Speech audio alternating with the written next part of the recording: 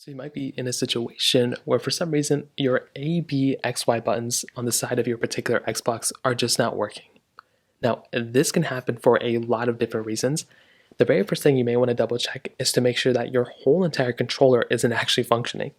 If for some reason your whole entire controller is not working, sometimes you may just want to go and make sure that you turn on your controller because, it can be sometimes it can look like, you're supposed to be clicking these buttons and nothing's working.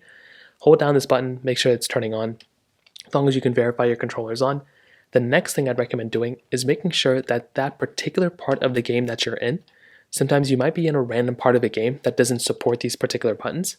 So in that particular case, what you're going to have to do is once again, just kind of go through and get into that next portion of the game if these buttons are actually not working. Now these buttons are not really working. What I'd recommend doing next is to go ahead and basically either completely turn off your controller, so power cycle your controller and then turn it on, or what you can do is slide this up, go ahead and take out these batteries on this back of this controller. So literally just take out the batteries there, put the batteries back in. So, just input the batteries, replace them if you need to. And then go ahead and essentially just turn it on and see if those buttons end up working, which again, for some people that might end up fixing it.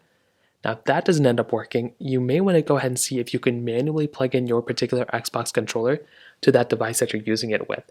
So if you're using it with a Bluetooth device of some sort, like an Xbox or something, you can just plug it in manually. To your PC, to your Mac, you can plug it in manually.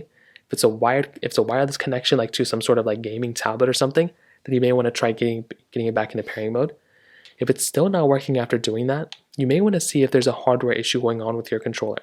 Maybe you randomly threw it or it dropped on the floor or something like that. You may want to double check that it's not a hardware issue, because if it is, then you're going to have to basically either replace it or send it into Microsoft for having them to kind of replace it too. That pretty much covers it up there. If you have any other thoughts or questions, please let me know in the comment section below. Hit the like button, that would mean so much, but definitely hit that subscribe button. More importantly than everything else, I love every single one of you guys. Hopefully I'll catch you guys in the next video. Peace out till then.